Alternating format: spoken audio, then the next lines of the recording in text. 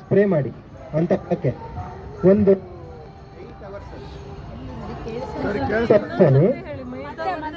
ಮೈದಾ ಮತ್ತೆ ಇನ್ನೊಂದೇನು ಕೇಳಿಸ್ಲಿಲ್ಲ ಇವಾಗ ಮೋಸ್ಟ್ಲಿ ಬ್ಯಾಟ್ರಿ ಡೌನ್ ಕಾನ್ಸಂಟ್ರೇಷನ್ ಇದಾರ ಅಥವಾ ಏನು ಅನ್ಸುತ್ತೆ. ಈ ಮೈರು ರಾತ್ರಿ ಚಮಚ ಹಾಕಿ ಒಂದು 1 ಲೀಟರ್ ನೀರಿಗೆ 1 ಚಮಚ ಮೈದಾ ಹಾಕಿ ಬಿಟ್ಬಿಟ್ರೆ ಬೆಳಿಗ್ಗೆ ಅಷ್ಟೊತ್ತಿಗೆ ಎಲ್ಲ ಹಿಡಿದು ವೈಟ್ ಆಗಿರುತ್ತೆ. ಕಾನ್ಸೆಪ್ಟ್ ಇಷ್ಟೇ, ಮೈದಾ ಒಂದ್ಸತಿ ವಾಟರ್ ಎವಾಪರೇಷನ್ ಆದ್ಮೇಲೆ ಗಟ್ಟಿ ಆಗುತ್ತೆ. ಕೆಲವೊಂದು ಹುಳುಗಳು ಅದ್ರ ಚರ್ಮದ ಮೇಲೆ ಅದು ಬ್ರೀತ್ ಮಾಡೋದು. ಆಂಟಮಾಲಜಿಗೆ ಹೋದ್ರೆ ಒಂದೊಂದು ಹುಳಕ್ಕೂ ಒಂದೊಂದು ನೇಚರ್ ಇದೆ. ನಾವು ಅದನ್ನ ಅರ್ಥ ಮಾಡ್ಕೊಂಡ್ರೆ ಟ್ರೀಟ್ ಮಾಡೋದು ತುಂಬಾ ಈಸಿ. ಸೊ ಹೋಗ್ತಾ ಹೋಗ್ತಾ ಗಾರ್ಡನಿಂಗ್ ಅಲ್ಲಿ will share phase by phase. ಒಂದೇ ದಿವಸ ಆಗಲ್ಲ, ಇಟ್ ಕ್ಯಾನ್ ಬಿ ಕವರ್ಡ್.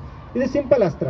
ಇದನ್ನ ಸ್ಪ್ರೇ ಮಾಡಿಬಿಟ್ಟು ಒಂದು 8 ಅವರ್ 9 ಅವರ್ ಬಿಟ್ಬಿಟ್ರೆ ನೆಕ್ಸ್ಟ್ ನೀರಿನ ಅಂಶ ಆವಿ ಆಗುತ್ತೆ, ಮೈದಾ ಬಂದು ಗಟ್ಟಿ ಮಾಡುತ್ತೆ ಹುಳುಗಳು. ಗಟ್ಟಿ ಆದ್ಮೇಲೆ ನೆಕ್ಸ್ಟ್ ಒಂದು ಸ್ಪ್ರೇ ಹೊಡೆದ್ರೆ ಹುಳ ತಾನೇ ಉದುರುತ್ತೆ. ಸಿಂಪಲ್ ಕಾನ್ಸೆಪ್ಟ್, ಯಾರಿಗೂ ಹಾರ್ಮ್ ಮಾಡಲಿಲ್ಲ, ಯಾವುದೇ ಥರ ಔಷಧಿ ಹೊಡಿಲಿಲ್ಲ, ಒಂದು ಮೈದಾ ಕಾನ್ಸೆಪ್ಟ್ ಇಷ್ಟು ಮಾಡ್ಬೋದು. ಹುಳಿ ಮಜ್ಜಿಗೆ ಹಾಕ್ತಾ ಹೋದರೆ it's a fermented smell.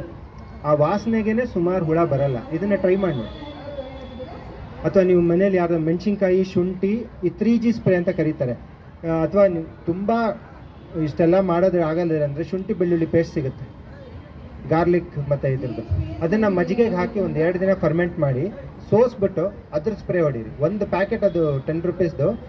You can go up to 4 litres of water ಹಾಕ್ಬಿಟ್ಟು ಒಂದು ಸಣ್ಣ ಲೋಟದಷ್ಟು ಮಜ್ಜಿಗೆ ಹಾಕಿ ಬಿಟ್ಬಿಡಿ, ಫರ್ಮೆಂಟ್ ಆಗಲಿ ಒಂದು 3 to 4 ಡೇಸ್.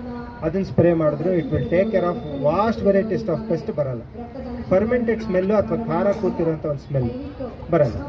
ಈ ಥರ ಮಾಡ್ಕೊಂಡು ಹೋದ್ರೆ ಮ್ಯಾಕ್ಸಿಮಮ್ ನಿಮಗೆ ಸಾಮಾನ್ಯ ಪ್ರೊಡ್ಯೂಸಲ್ಲಿ ಪ್ರಾಬ್ಲಮ್ ಬರಲ್ಲ. ಮ್ಯಾಕ್ಸಿಮಮ್ ಅಂದರೆ ಇಲ್ಲ ಕೆಲವೊಂದ್ಸತಿ ಈ ಟೊಮೆಟೊಗಳು ಕೆಳಗಡೆ ಬ್ಲ್ಯಾಕ್ ಕಲರ್ ಫಾರ್ಮ್ ಆಗುತ್ತೆ. ಇದಕ್ಕೆ ಕ್ಯಾಲ್ಸಿಯಂ ಡಿಫಿಷಿಯನ್ಸಿ ಅಂತಾರೆ, ಅಥವಾ ಅದಕ್ಕೆ ಬೇರ್ ಅಂತ ಕರೀತಾರೆ, ಬ್ಲಾಸಮ್ ಅಂಡ್ ರಾಟ್ ಅಂತ ಕರೀತಾರೆ.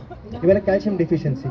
ಚಾಕ್ ಪೌಡ್ರ್ ಮನೇಲಿರುತ್ತೆ, ಅಥವಾ ವಿಲೇಜಲ್ಲಿ ಹಾಕೊಳ್ಳೋ ಸುಣ್ಣ, ಅದನ್ನೊಂದು ಚೂರು ಒಂದು ಚಿಟಿಕೆಯಷ್ಟು 1-2 ಲೋಟ ನೀರಿಗೆ ಸುಮ್ಮನೆ ಕಲಿಸ್ಬಿಟ್ಟು ನೀರಿಗೆ ಹಾಕಿದ್ರೆ ಆ ರೋಗನೂ ಬರೋದು. ತುಂಬ simple ways of fixing it is simple. So ಇಷ್ಟು ನೀವು ಫಾಲೋ ಮಾಡ್ತಾ ಹೋದರೆ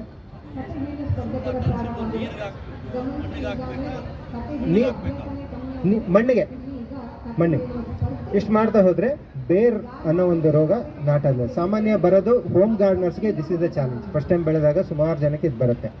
ಏನಂದರೆ ಪ್ಲ್ಯಾಂಟೇಷನ್ನು ತುಂಬ ಇಂಪಾರ್ಟೆಂಟು. ಮನೇಲಿ ಏನು ಜಾಸ್ತಿ ಕನ್ಸ್ಯೂಮ್ ಮಾಡ್ತೀರೋ ಅದನ್ನು ಜಾಸ್ತಿ ನೆಡಬೇಕು. ಇದನ್ನು ಮಾತ್ರ ನೆನ್ಪಿಟ್ಕೊಳ್ಳಿ.